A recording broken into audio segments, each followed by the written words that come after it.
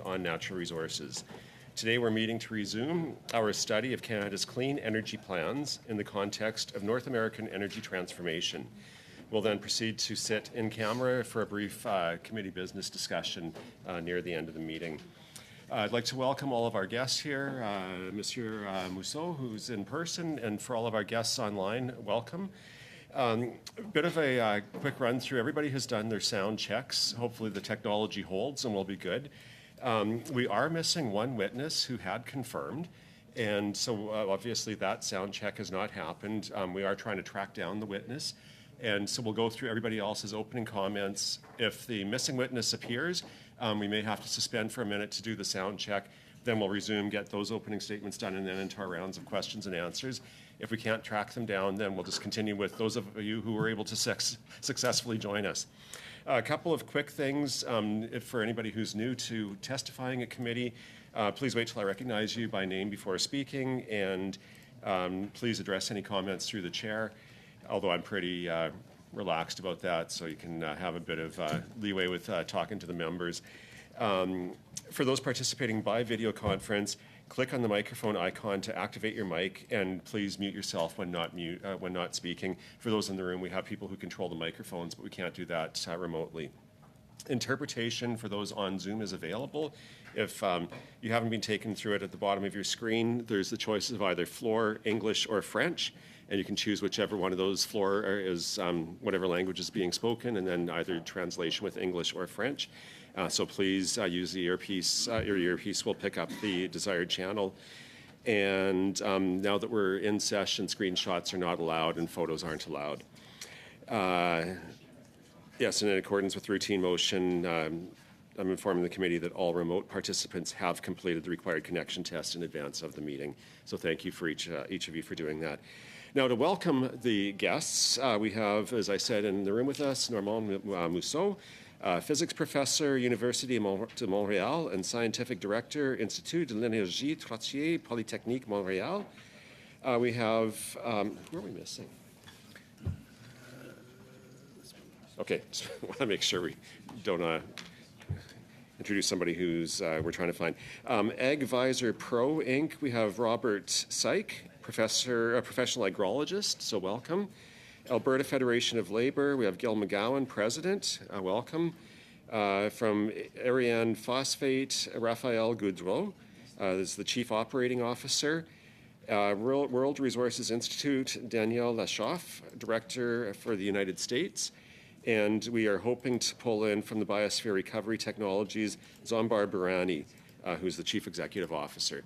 So that's our panel for today. Each of you will be given 5 minutes for opening statements, and then we'll get into rounds of questions and answers. I'll try to use a quick yellow card as a visual cue when you're down to 30 seconds left in the clock, and when I give you the red card, time's up. Don't stop mid-sentence, but wind up your thoughts. We can move on to the next person because the time allotments we have goes pretty quickly. And so with that, I'll just go with the order of my sheet. We'll start perhaps in the room with Monsieur Mousseau, and I'll turn the floor over to you for your 5-minute opening statement. The floor is yours. Merci, Madame, Monsieur le Thank you very much, and thank you for inviting me to participate in the work of the Standing Committee on Natural Resources. You'll find out more about me and the Trottier Institute in the short brief I've sent you. Our work is on the energy transition and how to support governments in order to achieve those goals. The Inflation Reduction Act adopted by the United States has put considerable pressure on the Canadian government, which has attempted to respond in its latest budget. And of course, at the same time, Canada is making progress on its own climate plan. A few weeks ago, for example, the government tabled a regulation aiming to reduce GHG emissions associated with electricity generation by 2035 and is expected shortly to introduce regulations imposing a cap on GHG emissions for the fossil fuel industry. It's important for us to act from a Canadian approach. We can't just do what the U.S. is doing. We don't have the same political structure or economic structure. And the size of our economy means that we can't have such a wide scope. We really have to have a more targeted approach if we want to achieve decarbonization and the goals that we've set. That's why the federal government, in my opinion, needs to be more proactive and not simply give subsidies to foreign investors who have a know-how and intellectual property, of course, but there are industries in Canada or fields where we can develop certain energy or technologies and know-how. Of course, the energy transition will allow us to generate the funds to do this work. We need a structural strategic approach and not just pilot projects, which we often see. We need an integrated approach.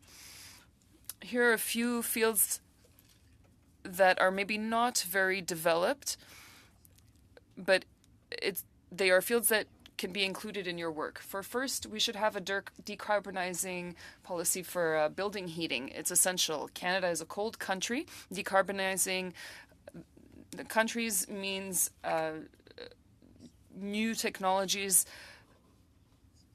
and getting rid of old ones. It means that we need a certain know-how with regards to integration so that the electricity grids don't just explode. They need to be able to handle the load. And so, because Canada is a cold country, we might have an integration process that we haven't developed yet. It would be an exportable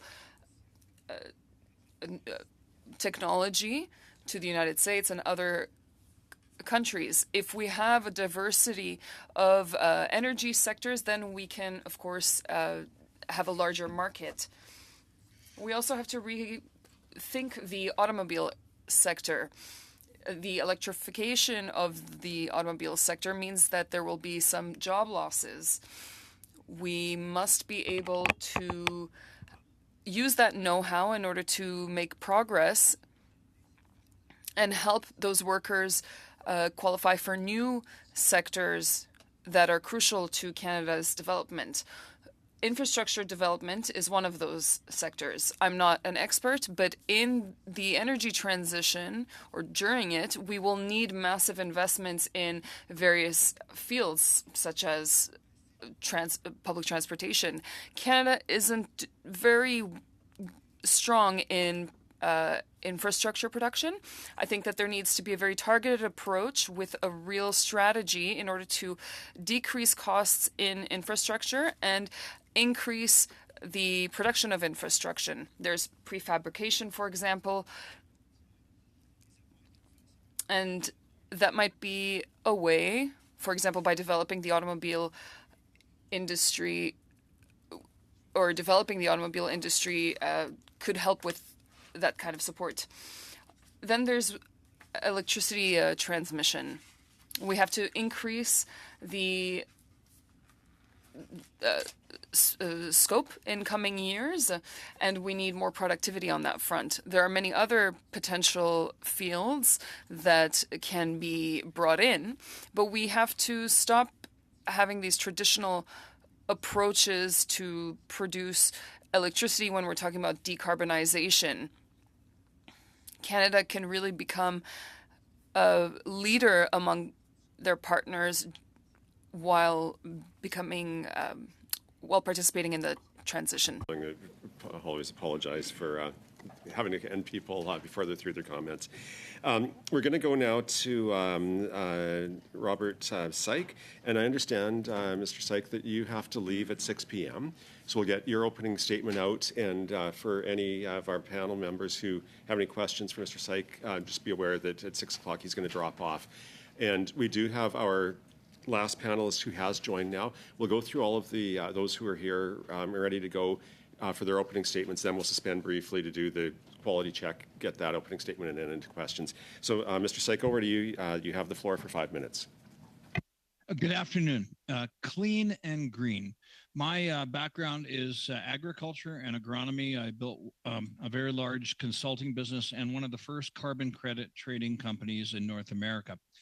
In Canada, we have, as of last year, about 27 million acres of wheat and we have 22 million acres of canola.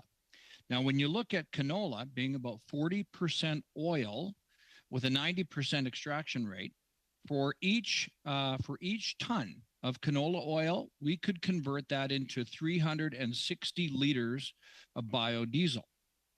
For every ton of CPS wheat, it's a specific kind of wheat that is generated or grown for the ethanol industry. For every ton of wheat that we grow, we could extract about 425 liters of ethanol. So when you put into the context of the opportunity of Canada to grow additional crops, and I know there's always a trade-off between food for growing crops for food and growing crops as fuel, but Canada has a great potential to increase our production of crops to meet this new biofuel market. Our average wheat yield last year was 51 bushels an acre, and our average canola was about 40, which is about 1 ton per acre. Now, there is lots of opportunity for us as Canadians to grow more crops that could feed into the biofuel industry. However, we must temper the countervailing policies such as a perceived reduction of nitrous oxide emissions, which is fine to achieve, but if you achieved it through the absolute reduction of fertilizer, you would catastrophically hamstring our ability as farmers to meet biofuel. And also the difference in an absolute 30% reduction in fertilizer to meet the nitrous oxide target would mean a 0.0000028 of 1% to the global greenhouse gas economy. So the opportunity that we have in agriculture is to increase that production, increase those yields, carving off part of our production into the biofuel economy. The excess could also be used in biomass. For example, oat hulls. The hulls that are remaining from oats can be used to burn very cleanly in biomass digesters, biomass furnaces. So the idea that Canada could be clean and green is really important. We have some of the lowest environmental impact quotients when it comes to how much input we're using to produce our crop. And we have some of the lowest no-till, or some of the highest, no-till or zero-till on the planet Earth, makes us some of the best conservation farmers on the planet. So clean and green, let's utilize agriculture as part of the solution to meet this new challenge we're facing.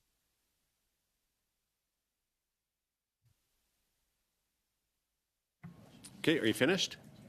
Yep. Okay, thank you. Yeah, time left on the clock, so excellent. Thank you for that. We will now go to Mr. McGowan, and if you're ready, there's 5 minutes on the clock for you. The floor is yours. Thanks.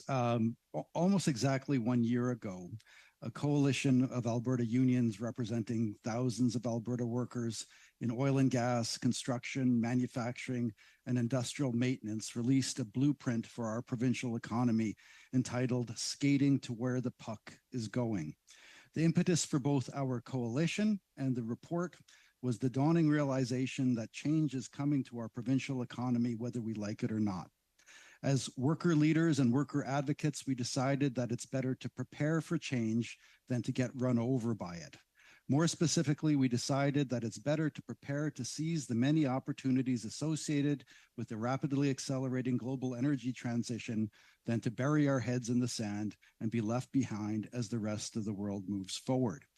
Our report outlined opportunities in areas like hydrogen, critical minerals, electricity, housing, transportation, building retrofits, agribusiness, and renewable energy. It also offered suggestions about how to secure a future for our oil and gas sector in a decarbonizing world, specifically by helping the sector pivot towards producing feedstocks for materials as opposed to feedstocks for fuels. Perhaps most importantly, we concluded that denial is not a plan and that delay is not in the best interests of the working people that we represent. That's why we are very pleased that this committee is taking a close look at the Biden administration's Inflation Reduction Act. In our coalition report, we argued that the only way that we in Alberta can keep up with the scale, scope, and pace of the unfolding global energy transition is for our federal and provincial governments to embrace the notion of government-led industrial policy in the public interest. We said that we need to pivot our economy towards opportunities in the lower carbon economy. We said that we couldn't wait for the market to do it itself. We said that we needed to follow the lessons of former Alberta Premier Peter Lougheed, who used government-led industrial policy to create whole new industries and decades of prosperity when he saw in the 1970s that we were running out of conventional oil and gas. We said that our governments at both the provincial and federal levels have to put their money where their mouth is, because industrial policy only works when it is aggressively funded. And perhaps most importantly, we said that workers need to be at the table when decisions about industrial policy are being made, and that strings needs to be attached to industrial policy funding to make sure that money actually flows to Canadian workers, Canadian businesses, and Canadian communities. With their Inflation Reduction Act, the Biden administration has done all of these things for the American economy and for American workers. The act has now been in place for more than a year, and by every possible measure, it has been an unequivocal success. The IRA has created hundreds of thousands of jobs. It has unleashed hundreds of billions of dollars in investment, and it's setting the American economy up for success in a rapidly changing world. The question for Canadian policymakers is not, should we follow suit? Of course we should. The real question is, how can we up the ante and do even better? The good news from our perspective is that the federal government has gotten the memo. In their last budget, they committed over $80 billion to IRA-style incentives. They have also seen the wisdom of giving workers a seat at the table and tying IRA-style strings to the funding and to make sure that Canadian workers and Canadian communities benefit from the investment. The bad news from our perspective is that conservative politicians, both in Alberta and Ottawa, have at least implicitly rejected the logic of the IRA and are ignoring or dismissing its obvious successes. How else can you explain the UCP Alberta government's decision to impose a moratorium on investments in renewable energy projects, a moratorium that is jeopardizing $33 billion in investments and 22,000 jobs? How else can you explain the reluctance of federal conservatives to even discuss the IRA, let alone acknowledge its obvious accomplishments? I'm here on behalf of Alberta workers today to say that this needs to stop. In the IRA, we have a policy model that works. We need our elected representatives to stop putting politics ahead of the public interest. Thank you very much. I look forward to the discussion. Much for your those opening comments. I will go now to Monsieur Goudreau, who will have 5 minutes. The floor is yours when you're ready to start. Thank you very much. Ariane Phosphate is a Chicoutimi-based mining company developing a project for the production of phosphate rock in the Saguenay-Lac-Saint-Jean region. Ariane owns the Lac Apol phosphate deposit, a fully licensed construction-ready project located 200 kilometers north of Saguenay. The asset is one of the largest undeveloped deposits in the world, and it's capable of producing an environmentally friendly phosphate concentrate. Due to its high purity and low levels of contaminants, Ariane's phosphate can be used to produce fertilizers, as well as in specialized applications such as food, animal feed, and LFP batteries. We plan to build an open pit mine, an ore processing plant, and a deep water port, in addition to upgrade 240 kilometers of logging road for the annual shipment of our 3 million tons of phosphate concentrate. At full production, the company will require 375 employees. Phosphorus is a key element in agriculture since it cannot be substituted. It is indispensable to crop development. Its root development provides increased resistance to drought, and recent disruptions to the global supply chain initiated by the application of export quotas have been amplified by the situation in Ukraine. Therefore, prices have increased considerably. Most importing countries have had to review their supply strategies, which has highlighted the weakness of the supply chain. Canada has not been a phosphate-producing country since 2013, following the closure of the Agrium mine, now Nutrien, in Kapuskasing. We're therefore 100% dependent on imports, mainly from the United States, which itself is a net importer. The performance of the Canadian prairie economy is therefore currently dependent on our ability to source this commodity overseas, for which we could actually be a net exporter. Iron phosphate's potential customers are located all over the world. However, its geographic location and its access to the St. Lawrence River represent a competitive advantage for serving markets in Western Europe, as well as the East Coast and Gulf regions of the United States. These markets are of particular interest as they are import markets for phosphate products, showing steady growth for use in traditional fertilizers. They demand projections for technological applications such as battery manufacturing, show their needs far exceeding current production capacities. In this sense, the committee's present study is very important to the Canadian phosphate industry and for RNNR. It is an opportunity for Canada to stand out internationally with a commodity of the future that meets two global needs: the use of fertilizers to improve food productivity and the development of a lithium iron phosphate battery manufacturing industry as part of the global energy transition. Although phosphorus is an abundant element on Earth, its geographical distribution makes it highly vulnerable in terms of security of supply. Most of the world's reserves are concentrated in North Africa and China. It should also be noted that in terms of quality, the concentrates produced in these countries are far inferior to those found in Canada. Our phosphate is igneous in origin as opposed to sedimentary, which results in a concentrate much higher or much more pure and, to all intents and purposes, free from heavy metals and radioactive elements. This is very important for use in the fertilizer industry, but even more so for battery manufacturing. Indeed, only a limited portion of the world's phosphate reserves can produce a phosphoric acid that will meet the technical specifications of battery manufacturers. The world's LFP cathode capacity is based in China. The phosphate that is used to produce those cathodes is also sourced domestically, as China is self-sufficient in phosphate. The implication of this is that the LFP cathode continue to produce predominantly in China over the long term. The raw materials that are used in their production will continue to be sourced domestically as well. To be successful, Western car makers will need to reduce their dependence on materials from China and to locally source raw materials and inputs, particularly PPA, the purified phosphoric.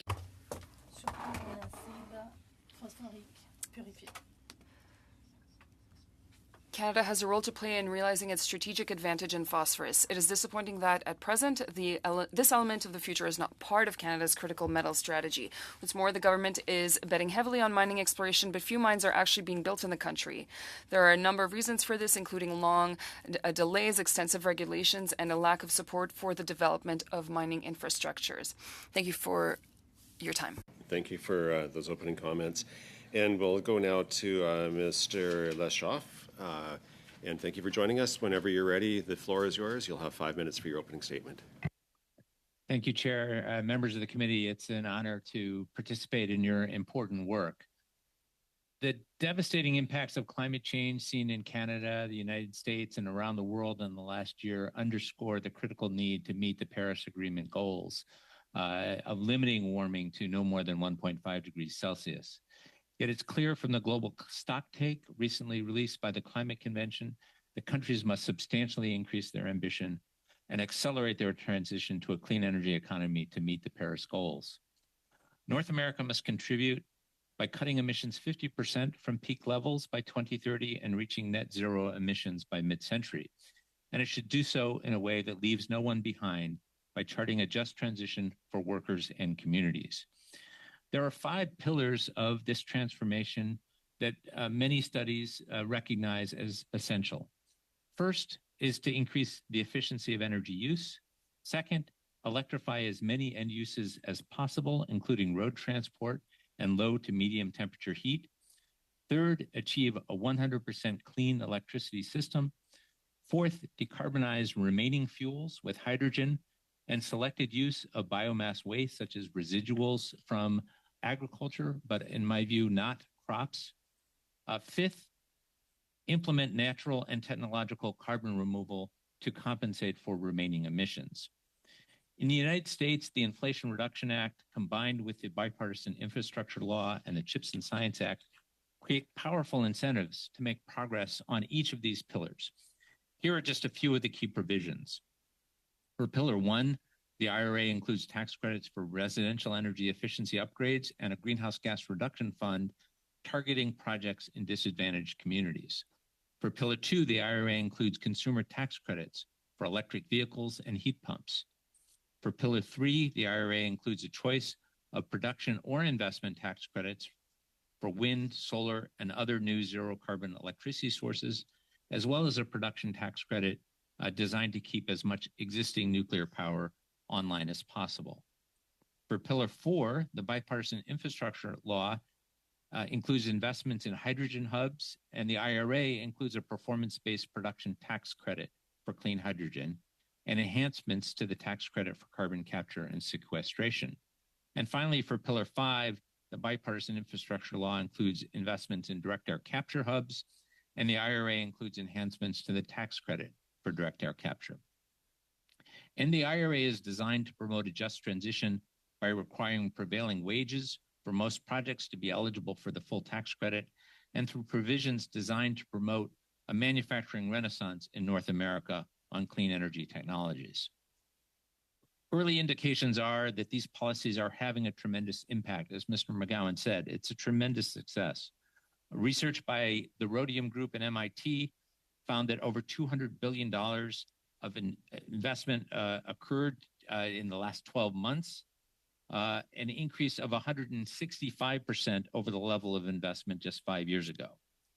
And while it has been widely reported that the IRA will invest $369 billion of federal resources over 10 years, that was a preliminary estimate that assumed little acceleration of the clean energy transition. A more recent estimate by Goldman Sachs suggests that the IRA will invest over $1 trillion of federal resources, and that most of those investments will be matched by at least $2 in private investment for each dollar of federal investment, for a total of over $3 trillion. Nonetheless, additional policies will still be needed for the U.S. to meet its climate goals. A study recently released by Princeton this summer finds that current policies in the U.S., including the IRA, will likely reduce emissions to about 4 billion tons in 2030, or to about 40% below their peak levels in 2005. While that represents tremendous progress, it still leaves an emissions gap of about 800 million tons that will need to be closed with additional policies, such as regulations to cut carbon emissions from power plants, motor vehicles, and large industrial facilities.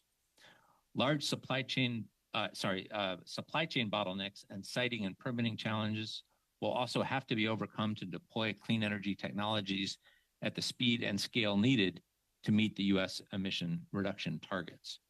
Overall, recent legislation in the United States has initiated a race to the top in clean energy technology. And this is a race we all win if everyone joins. Thank you very much. Great, thank you. Colleagues, we're going to suspend briefly now so we can do the sound check with Zombar Birani from Biosphere Recovery Technologies. And as soon as that's done, we'll resume, hear that opening statement, and then get into our rounds of questions and answers. So for now, we're suspended.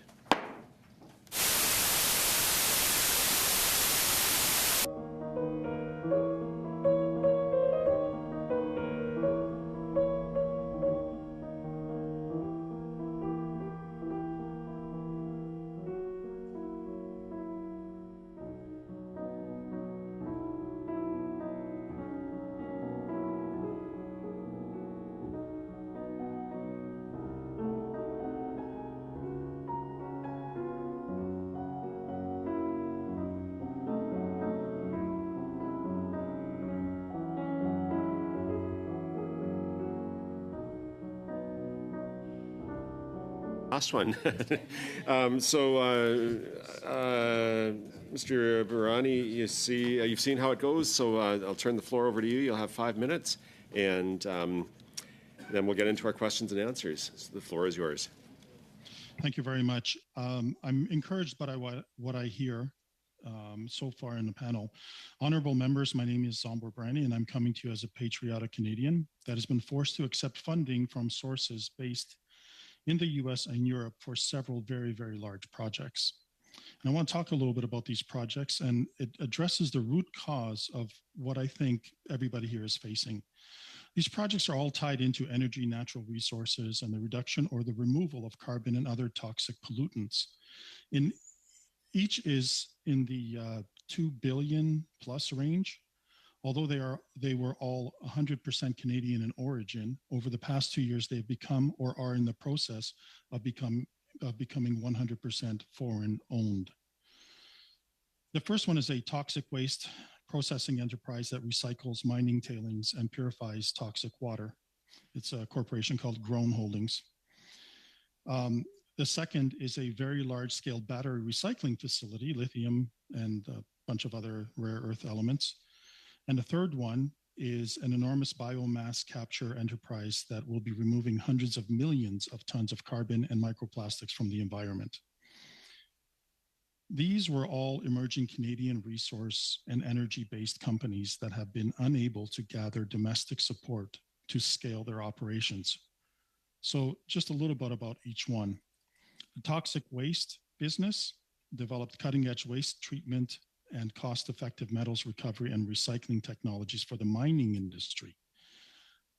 Our researchers, led by Dr. Mishra, he's a leading materials expert, in partnership with Worcester Polytech University, Leuven University in Brussels, and the University of Alberta, have over the past 15 years developed 4 unique patents that process toxic tailings and polluted water into usable materials and drinking water. Why is this important? Because Grown is the only company on the planet today that can turn toxic water produced at the tar sands at scale into potable water. In fact, the process allows the water to be perpetually reused instead of fresh water always flowing in and spent water flowing out into the waterways. It's a huge win for the environment and energy production. Through a related patented process, Grown can also convert toxic red mud produced by aluminum mines into usable, safe materials like pig iron. There are billions and billions of tons of toxic red mud around the world that need to be treated. Toxic red mud just sits in settling ponds, and we, Canadians, are the first to have figured out how to safely process and eliminate all of those harsh chemicals at a substantial profit. But unfortunately, growth funding was only available out of the US, so Grown is no longer Canadian. The technology was invented by Canadians. The proof of concept, the pilot projects, peer reviews, patents, they were all led by Canadians. I'm proud of the achievement and very saddened by the outcome. The batteries business, Li-Cycle, please look them up. They have a wonderful, there is a wonderful 2-minute video that just explains their development that's taking place. Licycle. They will be the largest battery recycling facility in the world and is under construction currently in Rochester. In fact, they have plans for 3 more identical facilities for the US and Europe. Let's look at where the funding came from. So to fund their $2 billion project, Canada provided $0. South Korea, and I don't even know why they're in this mix, they provided 172 million US. The US government directly put 400 million in, and then the US bond market raised another 1.5 billion. The founders are Canadians and mostly live in the GTA. They are in the process of relocating to the US and already have 300 employees there. And then finally, the biocarbon project. It's completely funded through Europe and the US. The technology was developed in Canada. The founders are all Canadian, but all of the benefit will go to the US and private investors. The same story as the previous 2. There's no shortage of good ideas and capable people in Canada. As a nation, we continue to generate brilliant, leading solutions So finding the answers is really the problem. We just can't get the big dollars to build out the big idea. We desperately need very large scale loans at very low interest rates to build out these initiatives. None of the examples I gave required that the founders invest millions of their own money, or if they have huge investors coming in, they were looked after. They received a little bit of capital in the beginning and then very large funding at low or zero interest with repayment holidays for 5 years. It would cost the government almost nothing to do this, and the benefits are enormous. Every one of the founders of these businesses I mentioned earlier would have loved to build their businesses in Canada and expand to foreign markets, but they have been literally forced to uproot their families and go to where the money was. You want to drive clean energy? Sorry, I'm going to jump in and ask you to conclude. We're at the end of the 5 minutes and a little bit over. Okay. So if you could just take a couple of seconds to finish up, and then we'll get into our rounds of questions. Yes, thank you. I'm at the end. All I'm saying is that we need these investments to be able to let the businesses grow. And it's a nonpartisan benefit to everybody. Thank you. Great, thank you.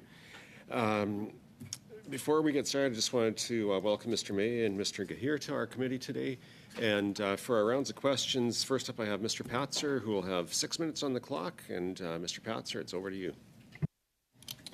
Well, thank you very much, Chair, and thanks to all of our witnesses for being here today. Mr. Mousseau, I just wanted to ask you quickly, you were talking about how the grid capacity would have to increase. I'm wondering if you just have a number for the committee about by how much our grid capacity would have to increase in order to electrify the grid. We did a model of that, and we're about we need about twice as much in Canada. We also have to increase the distribution and transport sectors, because if we want to electrify homes and cars, for example, we have to have a stronger network that is closer to the clients, not just on the production side. Okay, and we know that the federal government is moving towards a net zero electricity grid by 2035, which only gives us less than 12 years. Do you think it's possible to accomplish that in as short a period of time as 12 years? Oui, c'est possible, mais il faut. Yes, it's possible. However, we need the funding now. We need the investments now, and we need to plan accordingly. At the Trottier Institute last year, we did a study in Ontario. None of the current participants have the necessary investments in order to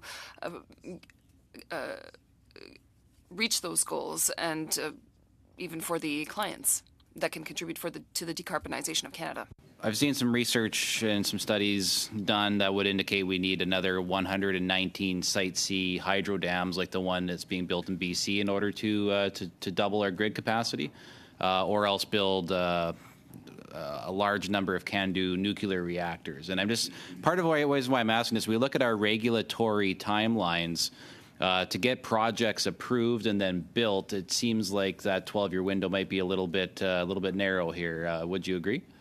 I mean, one of the things that we knew where we were going, we just haven't made the investment. So it will be tight, and maybe it will not be reached exactly. But if we don't have this regulation, it will not happen. If you go abroad, if you look in the UK, if you look in the US, the massive calls that are being made today to update the production are way above what we're talking about in Canada. Canada is just lagging. I mean, the UK had a 15 gigawatt call for project a few weeks ago. It did not meet everything because the prices have been going up on offshore wind, but they're making the call, the bid for a tender, and they're moving ahead. The US is doing the same thing. So Canada, by just closing its eye and saying it will not happen, is losing opportunity. I saw the other day that Ørsted, which is one of the global leaders in offshore wind, said U.S. projects no longer make financial sense. So I'm just curious, we were seeing some of the big players saying that there's problems with trying to do that. And even we look at the onshore side, there's been wind farms in Saskatchewan and Alberta for so long that they're now decommissioning them and taking them down because they've already met and exceeded their lifetime. So, I mean, we've already been investing in renewables out in the prairies here. So but when I look at the demand that's going to be need to double the grid, I don't see the timeline as being able to be met. Are you concerned that more big players in the wind industry, for example, are going to, they look at the rising costs, or are you concerned that they're going to back out? That's what, I mean, in the U.S. what happened is that the prices were going down for many years, and now everybody is calling and trying to build, and so there's a lot of demand, and it's hard to respond to the demand due to the chain of supply.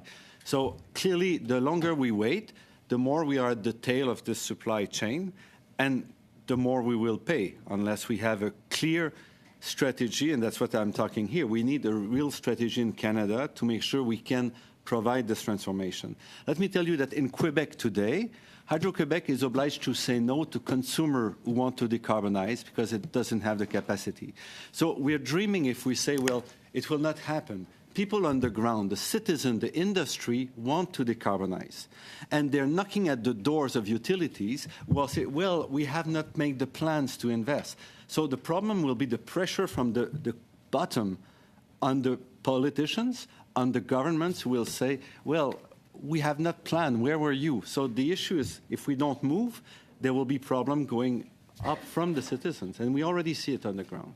We're not dreaming or making it kind of something that is pushed by a few academics here. Thank you for that. Mr. Lashoff, you made a quick comment about you being interested in residuals but not crops. I'm just wondering, is that residuals from biofuels, or are you just saying that we shouldn't be doing biofuels from crop, period? I'm just looking for some clarity on that comment. Yeah, thank you for the question. I think there are large resources that are left over when crops are used for food, things like corn stover, wheat straw, that should be looked at as a feedstock for biofuels. But there's a finite amount of land in the world, and we really need farmers to, first and foremost, feed people. And as we're approaching 10 billion people, I think we'll need all of our prime crops for people, and we should look to other biomass resources, including forestry wastes, such as forest fuel reduction programs. That's another source that we should be looking to. Great, thank you. The 6 minutes goes quickly. We're going to go now to Madame Lapointe. And Madame Lapointe, you have 6 minutes. Thank you, Chair. My questions are for Mr. McGowan. Mr. McGowan, welcome back to the Natural Resources Committee. So I'm from Sudbury, and as a mining town, we see the energy transformation as an opportunity for Canada and for workers. But I recognize that depending on the geographical location of an industry, this transformation can be seen as negative. In April of 2022, you appeared before this committee as a witness during our study on creating a fair and equitable Canadian energy transformation. And at that time you said, and this is a direct quote, "It's clear to us in the Alberta labour movement that the oil and gas sector in our province will never be the engine for job creation that it once was. And it's irresponsible for our leaders to wave their hands and suggest that we can go back to the way things were. This is a structural transformation. So instead of talking about maintaining the status quo, we should be planning for a future that's going to look very different from our past."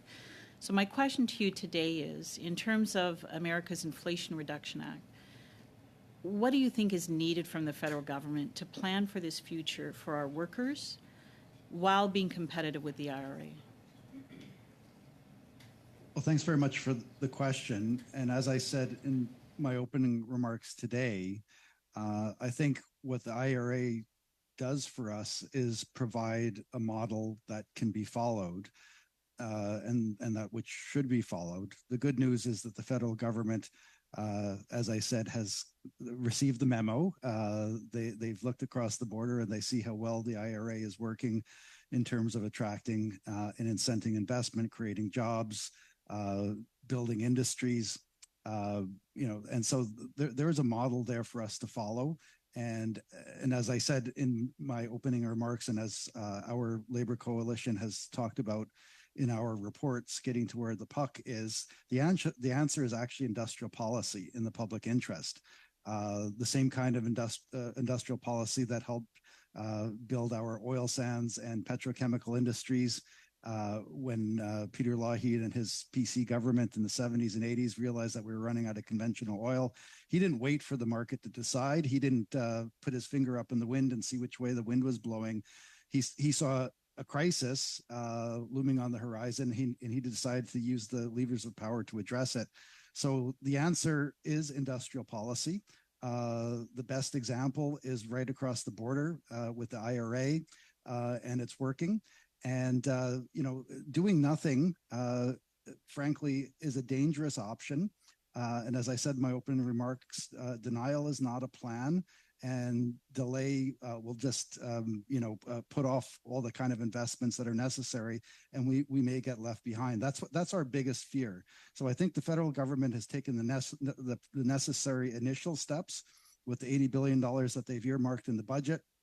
There's a framework for consultation and worker involvement in the Sustainable Jobs Act, which is before the Parliament right now. So we're moving in the right direction.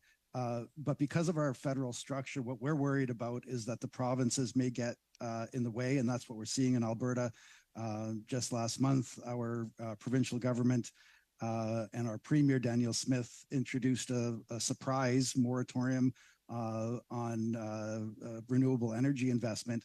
And it's that kind of thing that's going to trip us up.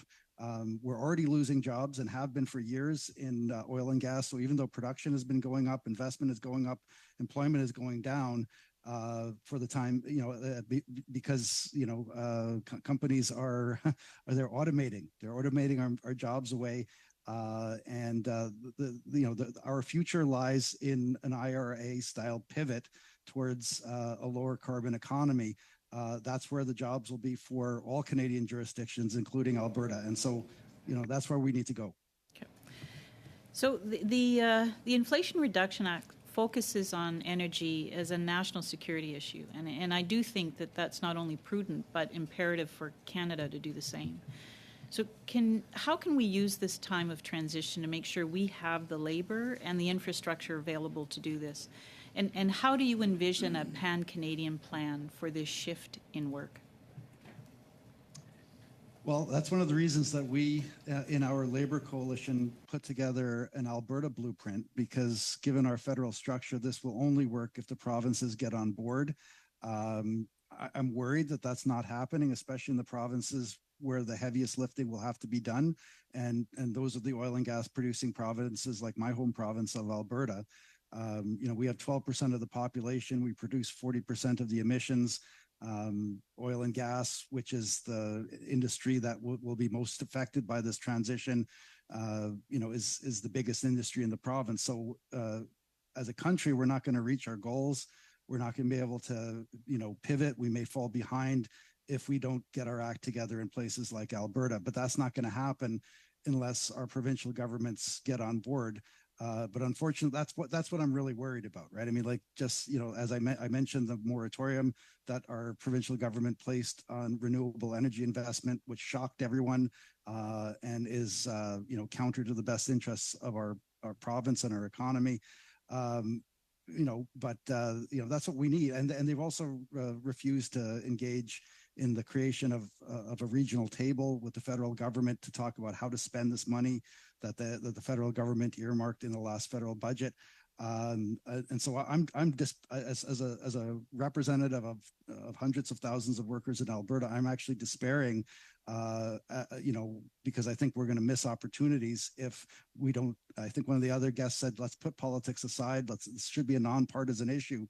If we don't do that, we're going to miss opportunity. So, okay. We're at the end of the time here. This is a political issue. Yeah, that needs to be addressed. Yeah. That's the end of the 6 minutes here. I have a point of order from Mr. Brusen. We all hear things that we might not like, or fully agree with in this room, but we do have an obligation to respect the witnesses. That is just part of our job here as parliamentarians.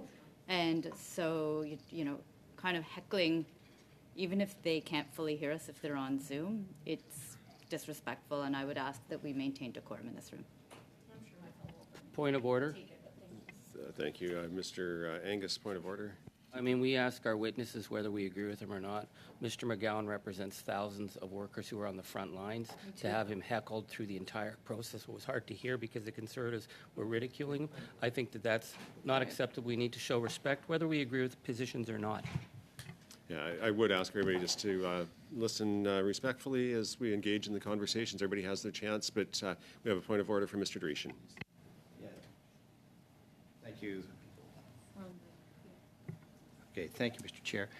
Just a point for the witnesses, once you have your red card up, because you did have it up for about a minute while the witness continued, I think everyone should be aware of that as well. And like I say, I ask people to tend to wind up. I keep track of the time that, because everybody does go over, and I did cut off at 6 minutes and 20 seconds, not a minute after. So that's when I jumped in. Anyway, with that, Mr. Simard, we're going to jump to you, and you have 6 minutes on the clock. Merci beaucoup. Thank you so much. It's not because I don't respect you, Normand, but I will call you Normand and speak informally with you. It would be strange for me to call you Mr. Mousseau. I followed your answer earlier. If I understood correctly, the best energy strategy to attain carbon neutrality would be electrification. Is that correct? Electricity is much more productive, so an electric car will require 3 times less energy than a regular car. A thermal pump will also require less energy. Of course, there are other things to consider, but that is at its core, indeed. So earlier in your presentation, you said that we had to develop structural projects and not continue with pilot projects. How can we disperse electricity? Is there any project or strategy in Canada or Quebec that resembles that is currently happening? We do have a strategy. We do have the money to increase clean energies, but nothing that is sufficient to reach those goals. Reaching the goals for vehicles or electric vehicles, which need to be met by 2035, well, the plans are actually lacking in Canada. If you had a list of priorities, short-term, medium-term, long-term, what should the federal government do with regards to electrification? The federal government has limits. It is of provincial jurisdiction, but federally, we have to favor innovation and be more productive in the disbursement of infrastructure and its development, distribution as well. We have to support the construction of new construction plants across the country. I think I have heard you say this before. Correct me if I'm wrong. We have to target GHG emissions before thinking of carbon capture and sequestration strategies. Am I wrong? No, you're not wrong. Here's the issue.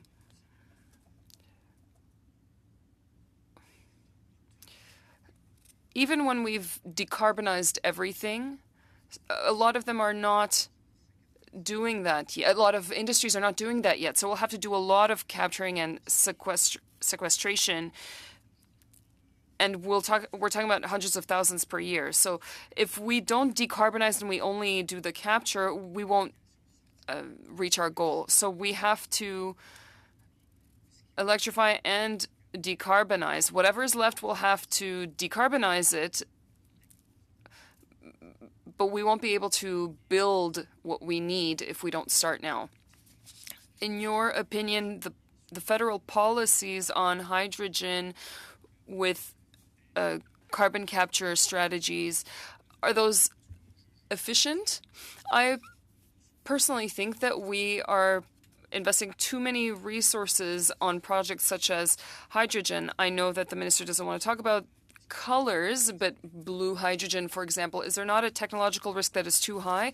Well, right now we're not doing that. I'm I've also co-founded another organization that is active in the west of the country, Hydrogen Pub in Edmonton. We just have to test the technology and make progress in order to see what we have to do. We cannot allow ourselves to say no to potential projects. We have to dip our toes in order to see what's possible. And developing blue hydrogen in the west of the country is justifiable. You've said that we have to increase the production of electricity. That means that hydrogen can be included in there. It could be an option among many others. Inaudible. It's not really clear yet. If we don't do any tests, we won't be able to see what role hydrogen can play in Canada. And so doubling electricity, how would we do that? In Quebec, there is a particular situation with hydroelectricity, but in the rest of Canada, what would be the best sources? Would it be wind power? Would it be bringing back nuclear power? With regards to cost, wind power is the cheapest with regards to storage. Realistically, with regards to safety, there would be nuclear would be interesting as well in order to have a certain guarantee. And what time frame were you thinking? When should we have started? Yesterday. We're late already with regards to other countries. An advantage is that on the west of the country, a lot of the electricity is decarbonized as well, but we have to increase the electricity as well. But we need a long-term vision for that. If every province does this independently, it'll be a lot more costly than if we rely on interconnected networks. But that is a choice that the provinces will have to make. We really do need to increase our production. So starting yesterday, according to you, Canada is late with regards to planning vis-a-vis other countries. Yes, and with regards to modeling. Yes, I'm sorry. I believe I've reached the end of my question period. To Mr. Angus, who will have 6 minutes for his round of questions. Thank you, Chair, and thanks to all our witnesses for your expertise. I'm going to start with Mr. McGowan. The Alberta Federation of Labour and the energy workers that you represent were really out front on this issue and really pushed the Liberal government on the issue of getting tax credits and getting a program like the IRA. And I think it was widely expected that Alberta would be first out of the gate, given the huge potential, the huge level of expertise, the opportunity, the entrepreneurial spirit. So I'd like to get a sense of what it's meant since the Danielle Smith government has decided to put a spike in clean energy investments. We've been told that upwards of $35 billion in projects are now on hold or pulling out. Could you tell us what it's meant for the energy workers in Alberta, the decision by the Conservatives in Alberta to attack clean energy?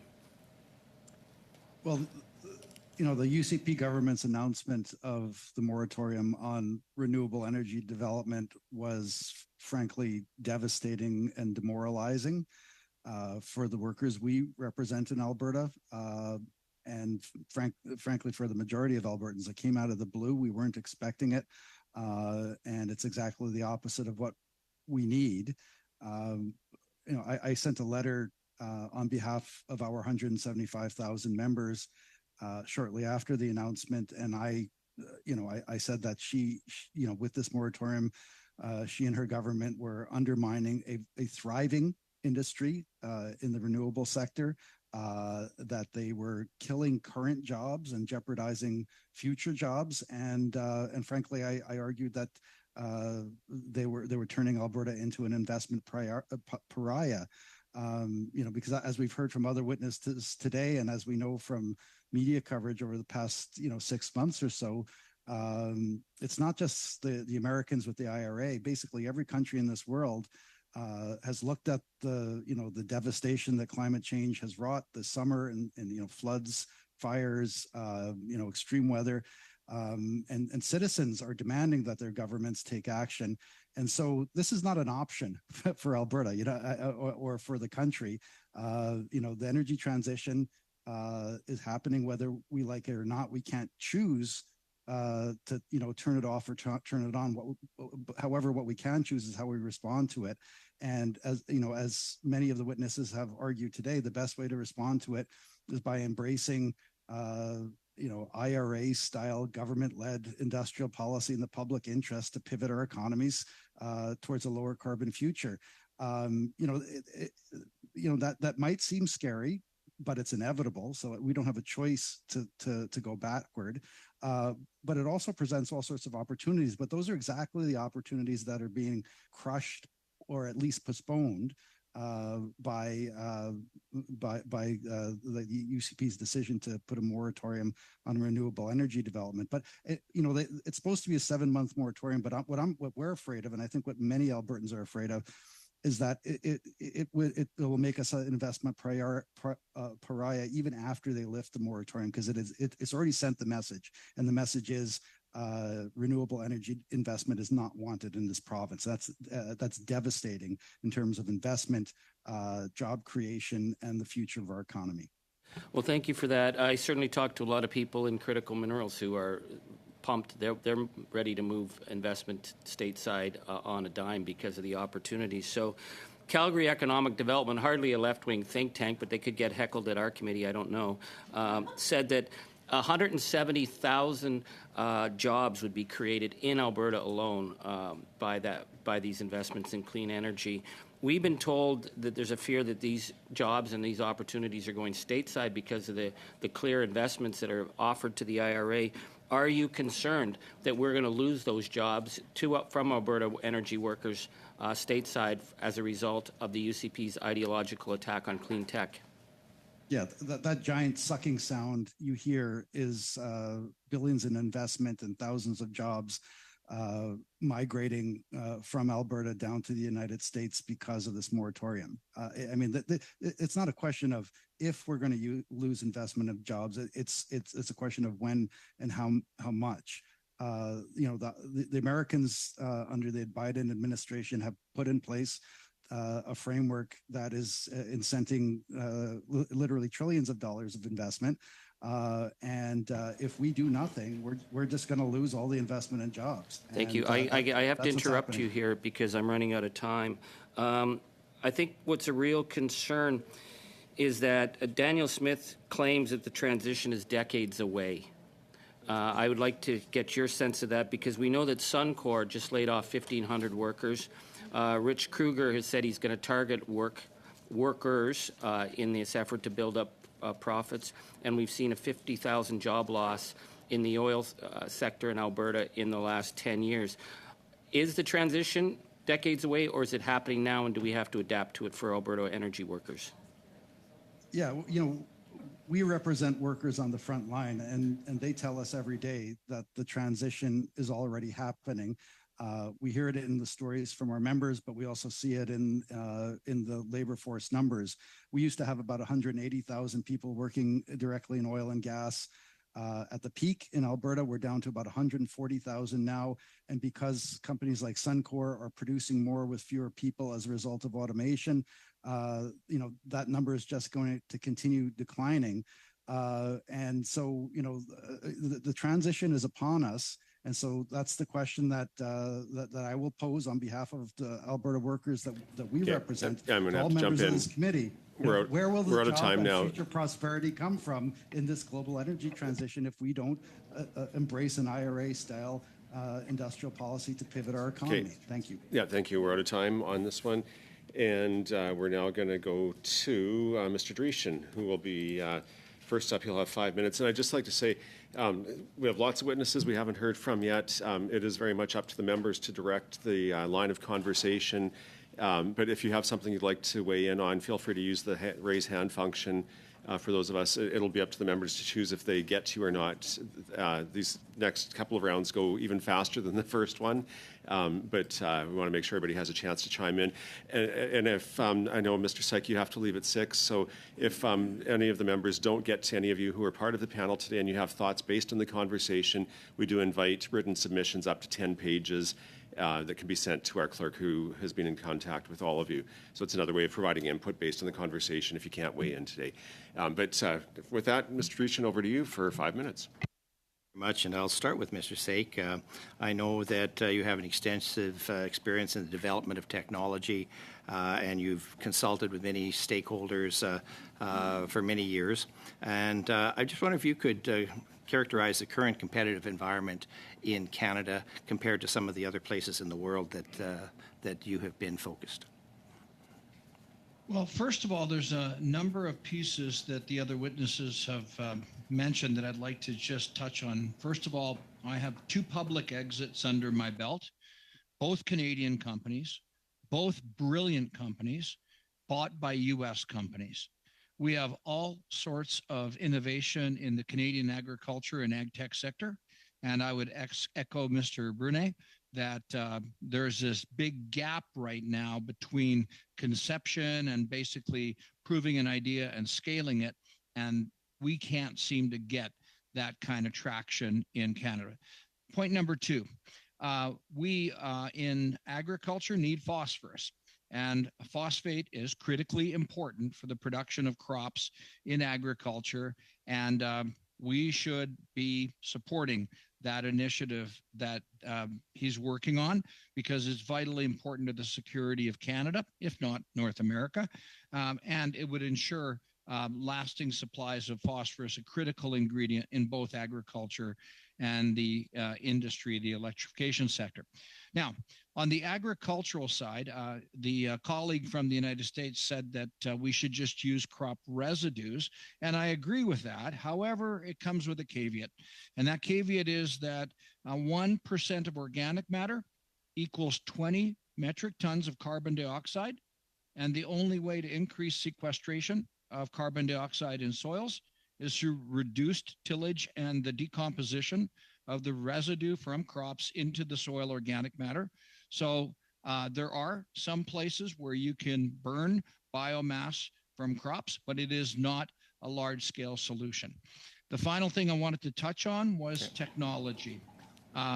There's all sorts of talk about agriculture getting a black eye, about agriculture being a problem. Agriculture is one of the few industries that actually can remove carbon dioxide through sequestration in soils, but we also have several mechanisms to reduce greenhouse gases from agriculture, including nitrification inhibitors to reduce the amount of nitrous oxide from fertilizer, technologies such as sectional control or variable rate technology that allows us to put fertilizer on more precisely. And you have to remember that many of the policies that are going on in Canada right now are punitive to Canadian farmers. Canadian farmers pay a carbon tax on the machinery that they buy to grow the crops. They pay a carbon tax on the fuel necessary to put the crops in the ground, spray the crops, and harvest the crops. They pay a carbon tax on the crop inputs and the fertilizer that are used. They pay a carbon tax on grain drying, because you guys can't agree on passing that legislation. They pay a carbon tax on hauling the grain to the elevator, and then all of the processors pay a carbon tax all the way through. This is something that our friends across the line in the United States have none of. And so Canadian farmers, Canadian agriculture is differentially disadvantaged. Well, thank you very much. And of course, the U.S. does not have a carbon tax. They also didn't have the problems with the fires and so on, because that's been one of the mildest fire seasons there. But just getting back to the finite amount of land in the world, putting windmills and solar farms onto land that should be produced for farmers, I think that is an issue. And I'm not sure about my time, but I do know that, Mr. Birani, you had talked about the 3 companies that you had. I was at the Environment Committee when you spoke last, where you said that they had bought it, the U.S. now owns it. Where did some of that money come from? Well, the first company you're talking about is my telecommunications company. That's Telmax. Telmax is the fastest ISP in Canada for the last 2 years. I raised the money from a Nova Infrastructure Fund and from the Robinson family in the U.S. Nova Infrastructure Fund is a $13 billion company, and they got their money from Canada Pension Plan. Ridiculously, when I approached Canada Pension Plan and the other pensions, they wouldn't fund Telmax. but they would definitely give the money to a firm in the U.S. that would now buy Telmex and that now owns 85% of the telco. Thank you. I appreciate that. It's one of those oddities that we certainly have. Just one last point when we talk about the moratorium.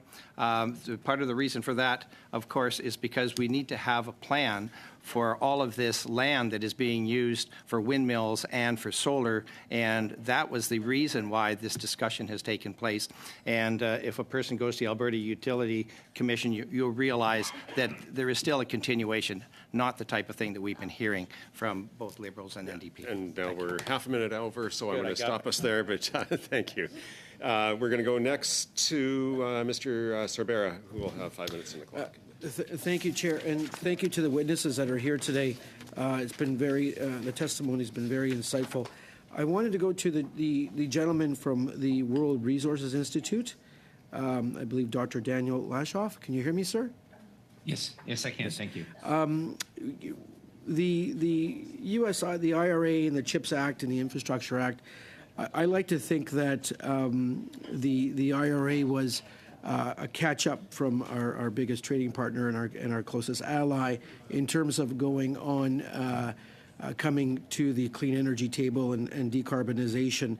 We here in Canada for many years have put forward policies in terms of decarbonizing our economy, growing new sectors. And you spoke about the 5 pillars of transformation, and I found it quite insightful.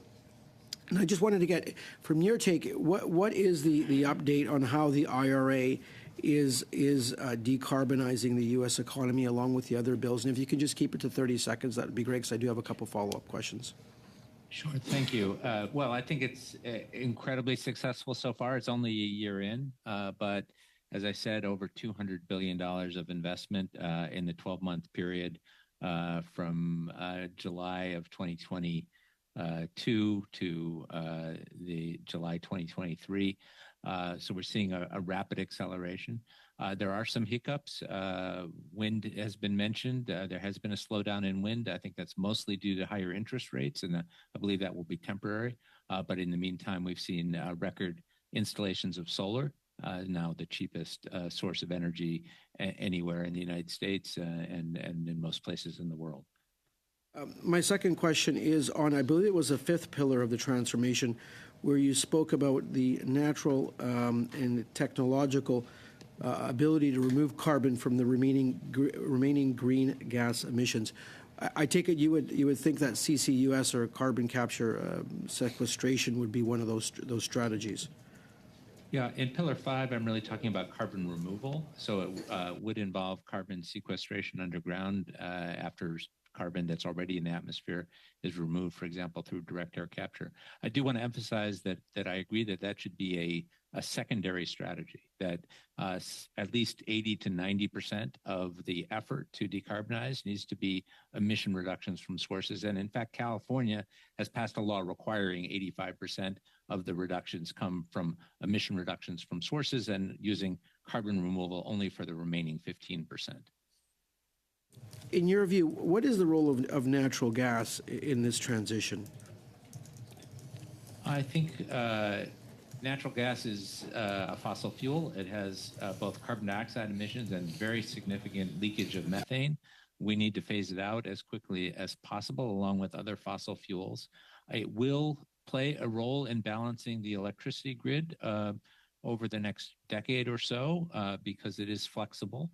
But we will need to replace natural gas with other clean, firm generation sources that can serve that purpose in order to achieve 100% clean electricity by 2035.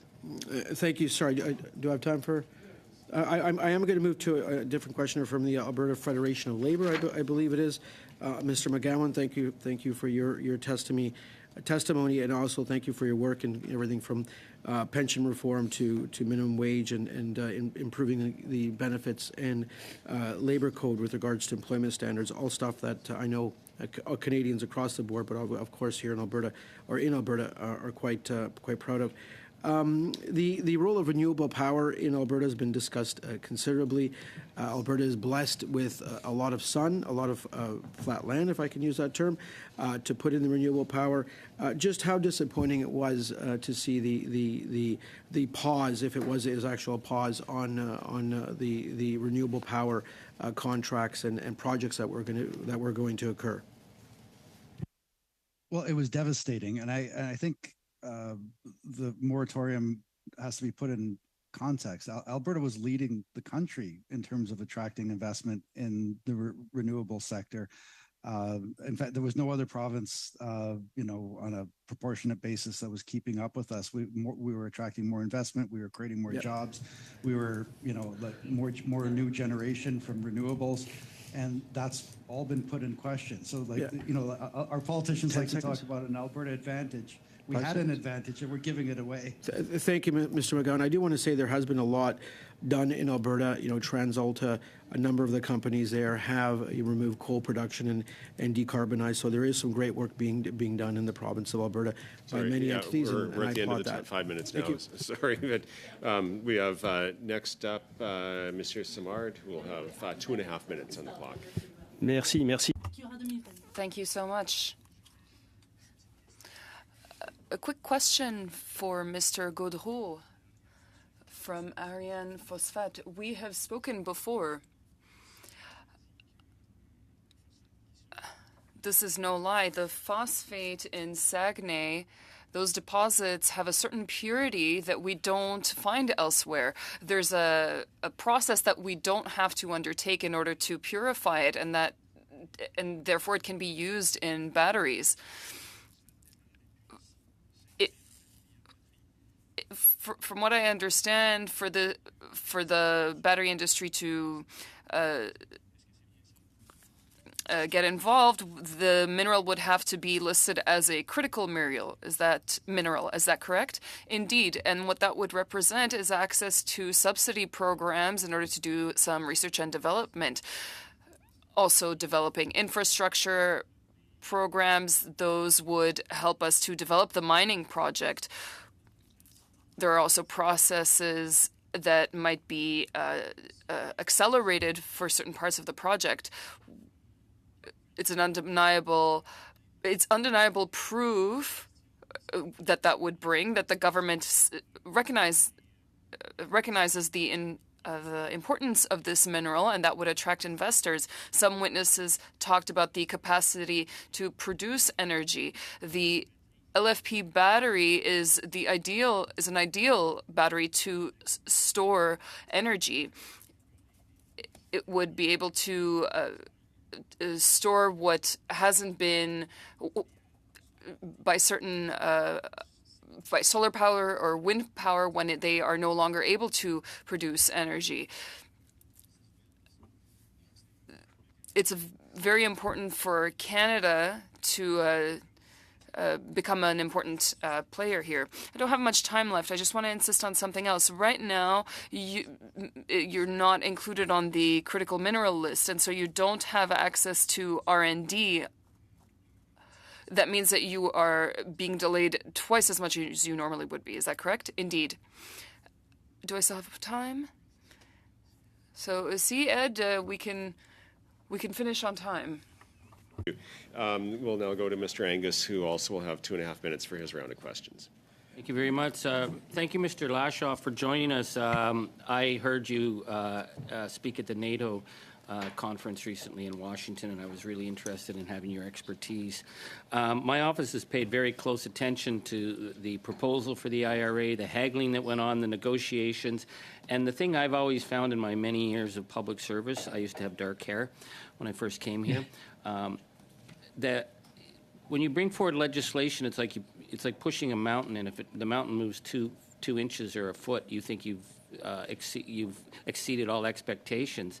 Yet within 12 months of the IRA, the numbers that we're seeing are staggering in terms of, you'd mentioned something of over $200 billion in private sector investment. I mean, we've talked a bit about offshore wind, but the offshore wind projects that are already there off Martha's Vineyard and Rhode Island will be powering up to 600,000 plus homes. How important do you think the IRA is in terms of driving a new economy, of creating new jobs, and, of course, addressing the climate catastrophe that is unfolding all around us as we speak? Thank you, and thanks for the invitation. It's absolutely essential, and I think we were playing catch up. We were behind, and I think we've leapfrogged a bit. So we're hoping that everyone else will join the race to the top here.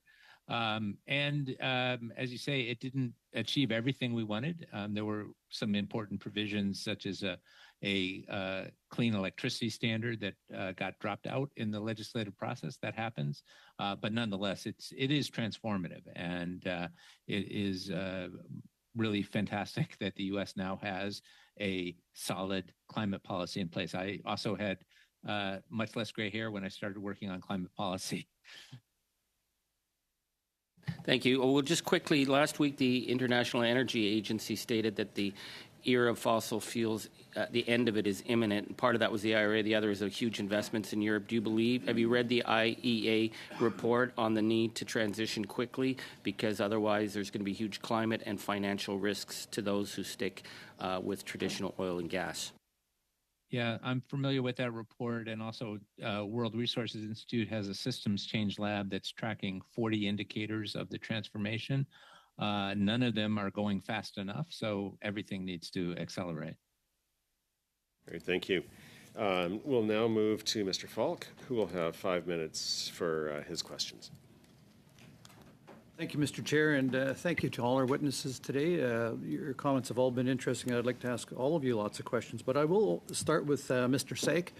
In your presentation, you indicated that we have a significant need in order to meet our climate aspirations of increasing crop yields, both from fuel stock but also from a food perspective.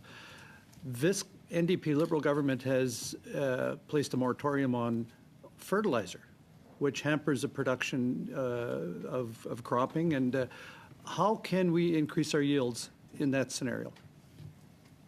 Well, there's not an absolute moratorium. There's more like an altruistic goal to reduce nitrous oxide emissions by 30%, which we can achieve in a variety of ways. However, it is short-sighted to think that you can implement policies that handcuff farmers' ability to grow crops while at the same time asking farmers to grow crops and contribute to greenhouse gas emission reduction and help reduce climate change. Just in context, 50% of the protein in every man, woman, and child on the planet Earth comes from nitrogen fertilizer. Now, we need to improve the efficiency of nitrogen fertilizer. Farmers should be given credit to do so, and rather than sticks, we should be encouraging them to adopt new technologies with carrots. And I'll move my question now to Mr. Gaudreau.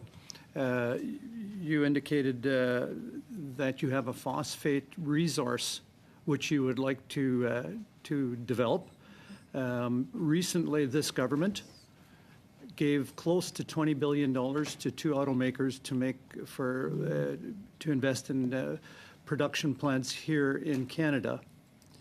One of the targets that they're pursuing is the production of batteries for the electric vehicle market. You need critical minerals to do that, and you've got access to a phosphate plant there, a phosphate resource. And in addition to that, you've got something that Mr. Sake needs, which is fertilizer for his crops. Can you tell me how Bill C-69 has impacted your ability to open that resource and to exploit it and actually contribute to meeting some of the climate aspirations these governments have? Well, I'm not too familiar with the bill you're referring to, but what I can say is that producing the purified phosphoric acid that's required for the battery industry is going to produce at the same time the phosphoric acid that's required for the fertilizer, and especially more so with the grade of phosphate we'll be producing at Lac Apple. So we have a concentrate that is of very high quality, and we'll have a high yield of PPA production, but also of regular phosphoric acid that will be there and available for the traditional fertilizer industry. I appreciate that answer. And my point is, again, the government lays forward these objectives and aspirations, but then doesn't give you the tools to do it. And you've already articulated how difficult it is to exploit that resource and to open up this mine and to get it into production, even though it's one of the requirements. It's not on the critical minerals list like it should be, but it's one of the requirements that these battery manufacturers are going to need in order to produce their products. So thank you very much. Mr. Mosso, I'd also like to talk to you. You talked about electrification, and maybe you can help me understand. You said there's huge demand for electricity right now, and I think you're right. You talked about increasing and improving our electrical grid. We've studied this here at this committee several years ago, electricity interties, so that we're compatible across the country. We recognize that there needs to be proper interchanges. But I'm curious, why do utility companies go to the public utility boards, ask for rate increases, and then provide incentives to users for using less product? Can you help me understand that? En principe, si on utilise moins d'électricité dans un contexte. Well, usually when you use less electricity, when there's a lot of demand, it allows us to have less investment. That's often how the electrical network will work. That's why we'll ask for reductions at certain times.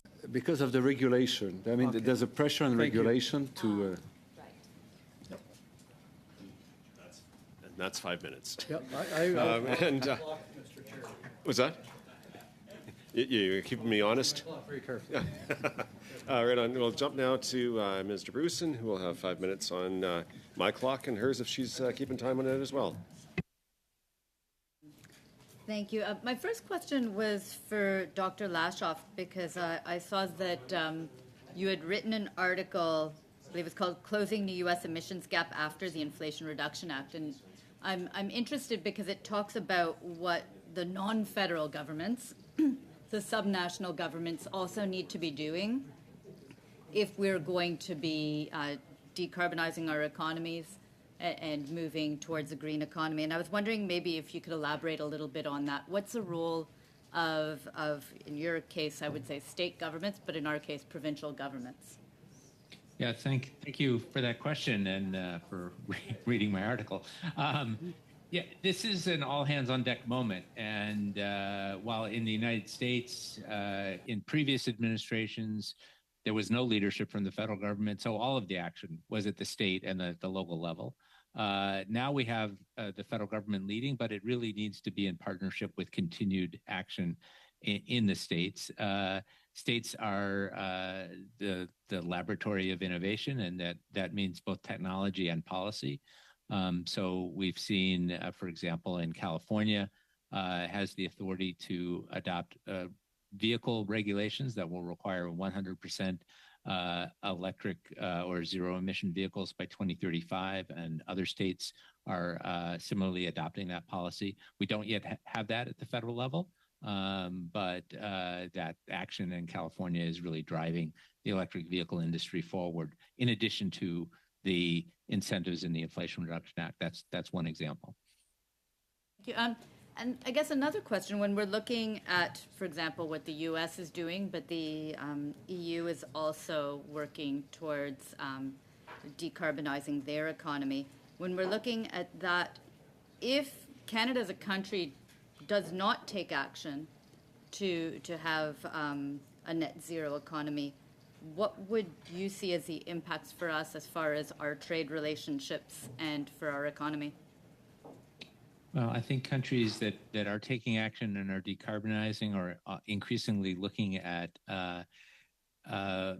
what's called border tax adjustments, so tariffs that are designed to ensure that their industries are not put at a competitive disadvantage from countries that are not taking action. I would certainly hope that Canada and the United States would be together and taking action maybe jointly if there are other countries outside of North America that aren't taking action, and that would be my expectation. But I think we're seeing innovation is being driven in places that have strong policy to deploy technologies as well. So that's one reason why we see so many startup innovative companies in the United States across the board, including in carbon removal technology and hydrogen production, so a wide variety of technologies.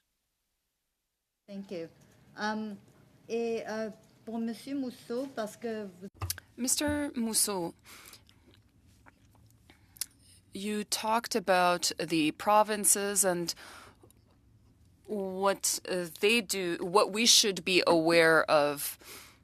What do you think that we should be aware of in order to ensure that we have a strong electricity system? The provinces should work together in order to facilitate investments. In the east of the country, we could develop high-sea wind power that can include all of the provinces in the east, including Quebec, in order to facilitate disbursement and equalizing things. The federal government could facilitate investment through the networks between provinces. And so the provinces don't really want to do that. They're not interested in the exchange. But if we have the infrastructure, then we could invest in it because there would be some interesting gains to make with those interprovincial exchanges. Federally,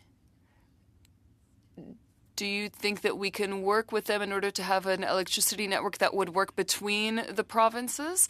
Indeed, if we had that funding to, the funding for interprovincial networks and say, you don't have to use them, it's just there, we will see them using it very quickly. Great, thank you. So colleagues, we're at the end of the second round. We're not going to have time to go through a full third round, but I could do an abbreviated 2.5 per side if we'd like to do that. I have one decision point we need to do in camera and 2 quick information items. So I'm going to suggest that we go right into a final round, but only of 2.5 minutes each. And so with that, we'll go right to Mr. Patzer, who will have 2.5 minutes on the clock. Great. Thanks again. Mr. Goudreau, just quickly, what challenges has your project faced with the regulatory and assessment approval, and how long has it taken to get the approval to do your project? So we started the exploration process around 2008, and the first studies were released around 2012, and the full regulatory process was only completed in 2018 when the port facilities got their permits. Okay, and what is the potential for Canadian industry to take advantage of phosphate for domestic battery production? Well, car makers are trying to build plants. Those plants will need raw materials to make the batteries, and we're located close to those plants, so I think would be a good player to feed the raw phosphate or the raw material they require to make those batteries. Correct me if I'm wrong. Did you mention in your opening remarks, though, that lithium is another element that's needed in order to make those batteries? It is.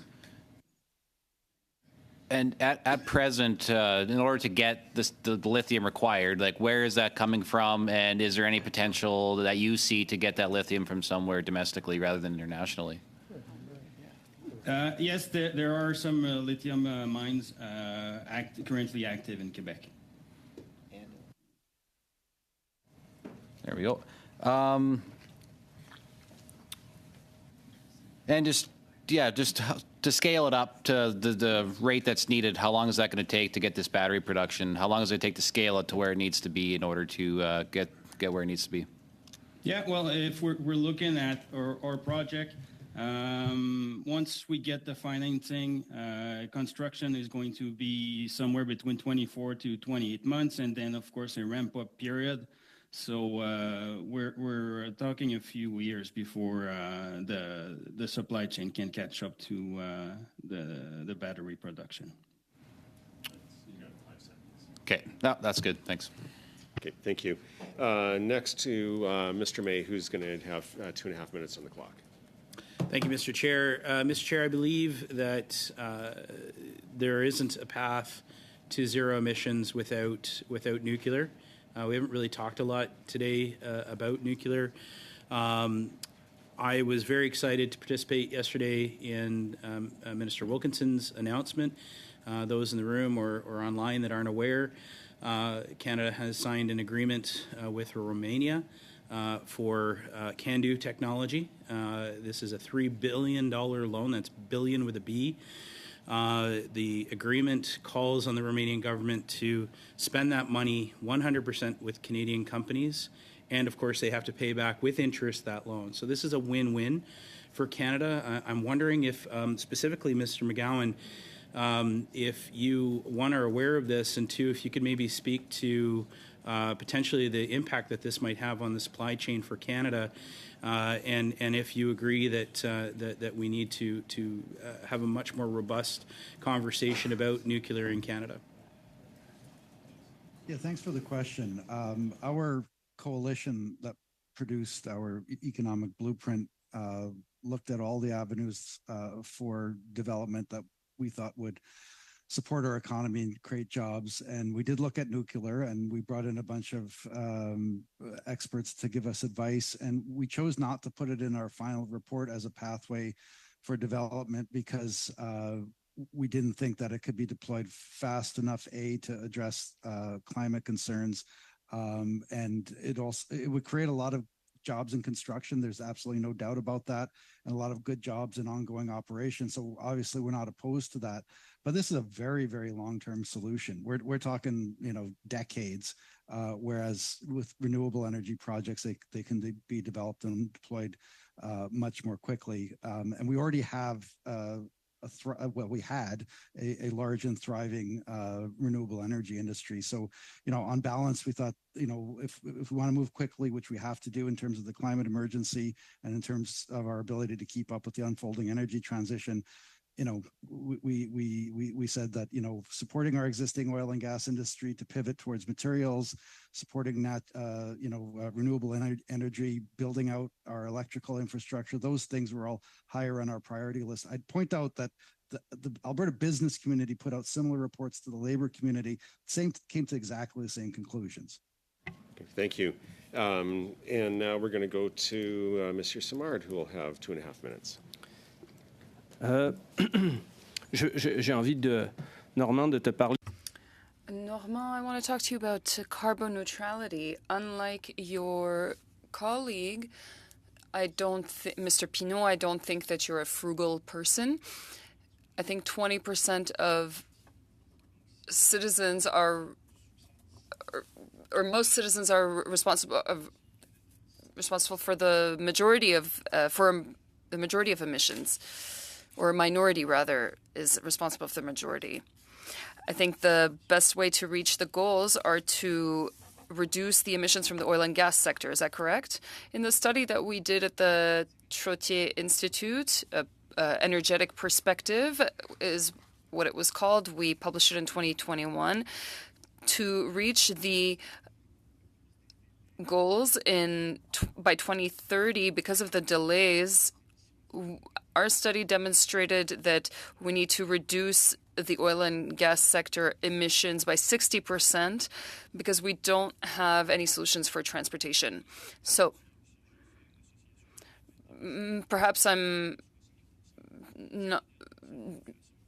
not making the right connections, but 60% decrease means that we would not be able to have new oil and gas projects. We don't see the development of capturing and sequestration of carbon happening at a fast enough rate to continue developing the oil and gas sector. I don't want to insist on this, but I do want to be clear because we will be writing a report on this. So if Canada wants to reach its goals by 2030, it will be difficult to achieve that with the new projects in the oil and gas sector, and we do hear those being announced regularly. Yes, that's correct. And if I'm not mistaken, you also talk about other industries that should be decarbonized in the model that you drew up. Yes, cement, aluminum, and so on. But the issue is that we don't have the technologies to decarbonize those sectors quickly. So the only place we can turn our attention to is oil and gas. Thank you. That's the end of that 2.5 minutes. And now to Mr. Angus for his final 2.5 minutes. Thank you. I'm just going to ask 2 quick questions to Mr. McGowan. First off, in order to make this succeed, we need an all-of-government approach, and the government's approach right now has been to set up regional roundtables, one in Alberta with the UCP government, and Danielle Smith, who's made public statements that she doesn't believe the transition isn't going to happen for decades. So the first question is how important is it to have energy workers and the communities who are being affected in the negotiations and at the table for regional decisions that are being made? How important is that? Second, we hear this talk about retraining as though the workers are being left high and dry. I've been in Edmonton at the IBEW Training Center. I've been at the Building Trade Center. Is this an issue of retraining, or is this the fact that your workers are trained, ready to go, and actually just need more investment so that they can build on the skills that they have? Well, to your first question, it's absolutely crucial to have workers at the table when we're building the IRA-style industrial policy. We have to make sure that workers have input. They're at the front line. And I would also say that's really important to have them have their input for political reasons, because in order for any of this to work, we have to have a political consensus that supports us. And if workers aren't at the table, they're afraid that they're going to be on the menu. And so, if they're at the table, they're going to have more confidence that their interests are going to be looked after. And that's critical in order to develop the political consensus that's needed to bring any of this stuff off. In terms of retraining, I want to make it really clear. We have we actually have more skilled trades per capita in Alberta, which is going to be the coal face for all of this. Pardon the pun. But I mean, the heavy lifting is going to have to be done in Alberta. The biggest transition is going to have to be done in Alberta. We're going to be having to move, workers from oil and gas to other sectors where other opportunities exist. But we have more skilled trades per capita than any other province. They have the skills, they have the flexibility. It's not really a question of retraining. It's about creating the jobs where these people can take their skills, which, I mean, they're like adjacent sectors like manufacturing. It's a pretty easy transition.